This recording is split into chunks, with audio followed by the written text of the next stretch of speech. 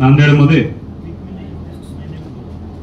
अद्यावत असे आरसीएम वंडरवर्ल्डच्या शोरूमचं मोठ्या दिमाखामध्ये आणि थाटामाटामध्ये आज उद्घाटन समारंभ या ठिकाणी होता। या प्रसंगी उपस्थित असलेले कंपनीचे आता ज्यांनी मी माहिती घेतली, मोठ्या जिद्दीने ही आरसीएम कंपनी पुढे नेण्याचा जे प्रयत्न करत आहेत ते कंपनीचे डायरेक्टर माननीय श्री कचरा जैनसेठ, या ठिकाणी उपस्थित असलेले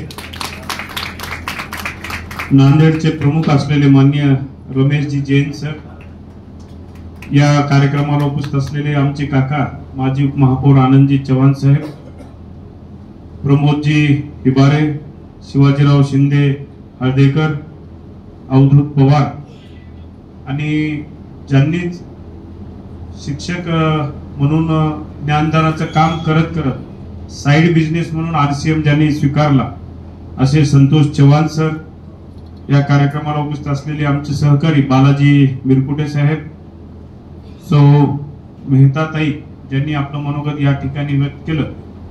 या आरसीएमच्या कार्यक्रमाला संपूर्ण नांदेड जिल्ह्यातून उपस्थित असलेली आरसीएमची संपूर्ण टीम, उपस्थित माता भगिनी, सर्व आरसीएम साठी मेहनत करणारे सर्वजण, आज आपण बघतो या ठिकाणी आमच्या सेठजींनी सांगितलं की आरसीएम काय आहे आणि आपल्याला आपल्या जीवनामध्ये आमूलाग्र बदल घडवण्यासाठी आरसीएमची किती मदत आपल्याला या ठिकाणी होत आहे। खरं तर आपण बघू शकतो की अनेक प्रोजेक्ट प्रकल्प असे आहेत की त्या ठिकाणी आपण एक सामान्य माणूस, आपण केंद्रबिंदू आपण ठेवूया सामान्य माणसाचा। सामान्य माणसाला जर एखादा व्यवसाय जर करायचा असेल तर त्याला कमीत कमी 5 ते 10 लाख रुपये बीज भांडवल आपल्या हातात ठेवावं। 5 ते 10 लाख कमीत कमी कोणताही व्यवसाय करण्यासाठी 5 ते 10 लाख बीज भांडवल। बीज भांडवल कशासाठी म्हणतो आपण? बीज म्हणजे जे त्याचा आपला ठेव असते।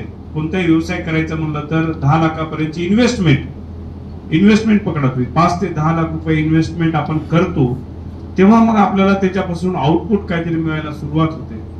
पण जी आपण 10 लाख रुपये इन्व्हेस्टमेंट करतो त्याचं आउटपुट निघायला बराच कालावधी या ठिकाणी। 10 लाख जब हम इन्वेस्टमेंट करते हैं तो उसका पूरा जो मुद्दल है 10 लाख, उसका निकालने में बहुत समय निकल जाता है। लेकिन एक आरसीएम ऐसी कंपनी है, उसको विदाउट बीज भांडवल बोले तो उसको जीरो इन्वेस्टमेंट। मैं अगर एक सपना देखूंगा कि भाई मुझे बिजनेस करना है, कुछ तो करना है, मेरी जिंदगी में तरक्की करना है, तो मैं निश्चित तौर पर आरसीएम की तरफ जाना चाहिए, निश्चित तौर, क्योंकि ये जीरो इन्वेस्टमेंट है, आपने कोई इन्वेस्टमेंट नहीं की है और अपनी मेहनत कितनी है, हमारा मेहनत कितना, इसमें डिवोशन कितना हम दे सकते हैं, वो डिवोशन के ऊपर ही हमारा जो तरक्की है उसके ऊपर डिपेंड रहेगा, ऐसा मुझे लगता है। हम कितना डिवोशन इसमें देते हैं, तो करना बोल के करना नहीं। अरे भाई ऐसा दिमाग में बिल्कुल मत लाइए आप कि आरसीएम है, सर बोल रहे हैं कुछ तो नया अपने को मिलेगा, कुछ भी इन्वेस्टमेंट नहीं है। 25 लाख अगर एक शॉप की 1 करोड़ 2 करोड़ तक उसमें से कुछ भी होता है, उसमें से 25% शेयर हमको मिलता है, तो ऐसा सोच के आप कभी इसमें नहीं मत आइए। आप इसमें इसलिए आइए कि मुझे जिंदगी में आगे बढ़ना है, मुझे आरसीएम का टर्नओवर और बढ़ाना है। अगर आप आरसीएम कंपनी के बारे में सोचेंगे तो खुद का भी टर्नओवर बढ़ाओगे, खुद का भी बढ़ाओगे। लेकिन खाली करना है बोल के नाही तर मला काहीतरी करायचंय, चला उठूया निवांत चालू आहे, आम्ही काय करतो बाबा आरसीएम मध्ये फिरायलो असं नाही चालू। तुम्ही पूर्ण डिवोशन त्याच्यामध्ये द्या, निश्चितच आरसीएम तुम्हाला तेवढीच परतफेड त्या रूपामध्ये त्या ठिकाणी। आज आपण बघू शकतो की मी म्हणल्याप्रमाणे करोडो लोकांना, आताच आमच्या सेठजी सोबत आम्ही चर्चा केली की जो